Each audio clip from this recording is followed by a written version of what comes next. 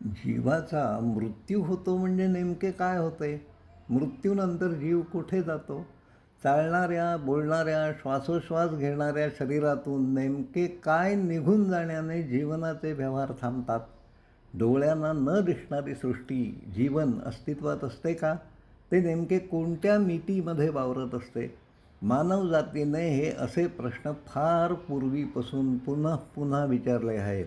आजचे विज्ञानही या प्रश्नांची उत्तरे शोधण्याचा प्रयत्न करीत आहे.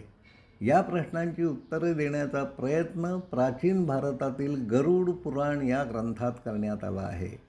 हे पुराण नेमके किती वर्षांपूर्वी कोणी कुठे लिहिले याची अचूक माहिती कोणालाच नाही. मृत्यूनंतर जीवाचे काय होते याविषयीच्या काही कल्पना गरुड पुराणात सापडतात. आजच्या काळातही अंत्यविधींच्या प्रसंगी या ग्रंथातील काही भागांचे वाचन केले जाते. हिंदू ज्या कल्पनांवर विश्वास ठेवतात त्यापैकी बरेच विचार गरुड पुराणातील प्रेतकल्प या भागात आढळतात. मृत्यूनंतर जीवाला नरक, स्वर्ग, स्वर्गाच्याही पलीकडे असणारे स्थान व पितृलोक सोडून पुन्हा योनी प्रवेश करून पुनर्जन्म घ्यावा लागत असतो. स्वर्गात जाण्याचा मार्ग हा नरकाच्या रस्त्यावरून जात असतो. आठवणी व लालसांना चिकटून राहण्याने नरकाच्या मार्गाचा प्रवास वाट्याला येत असतो.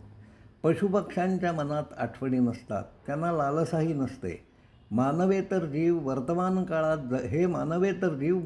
काळात जगत असतात, त्यामुळे त्यांना हा त्रास होत नाही. देवलोकाकडे जाणारा प्रवास हा यमलोकामधून जात असतो. हा कालखंड अत्यंत यातनामय असतो. धर्म न पाळणाऱ्यांच्या गळ्यात कानात वेसण घालून त्यांना पुढील रस्त्यावरून ओढत फरफटत नेले जाते. भेसूर असणाऱ्या नरकाचे वर्णन मनुस्मृती, वामन पुराण, मार्कंडेय पुराणातही आढळते. मृत्यूनंतरच्या प्रवासात जीवाला वैतरणी नदी पार करावी लागते. हा प्रवास अत्यंत त्रासदायक असतो. मृत्यूनंतरच्या प्रवासात सजीवांचे जग व मृत्यूनंतरचे जग यामधून ही वैतरणी नदी वाहत असते. नदीतील या प्रवासाचा कालावधी साधारणपणे 1 वर्षाचा असतो. हा प्रवास कमी त्रासदायक व्हावा म्हणून श्राद्धविधी करून पितरांना अन्नपाणी देण्याची प्रथा पाळली जाते. अंत्यविधी हे फक्त उरकून न टाकता श्रद्धापूर्वक करायला हवेत.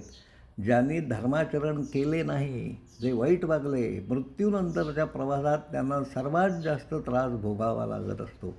धर्माचरण म्हणजे काय?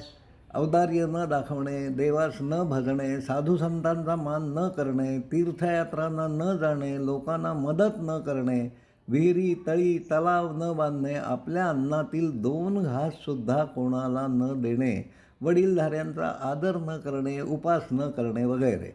ज्यांच्या पदरी भरपूर पुण्य जमा झाले आहे, ज्यांनी बराच दानधर्म केला आहे, जे दयाळू व प्रेमळ स्वभावाचे आहेत, जे नेहमीच योग्य न्याय्य वागलेले आहेत, त्यांच्यासाठी स्वर्गाची दारे खुली असतात. देवदत्त पटनायक यांनी लिहिलेल्या गरुड पुराण या पुस्तकात हा सारा तपशील वाचायला मिळतो.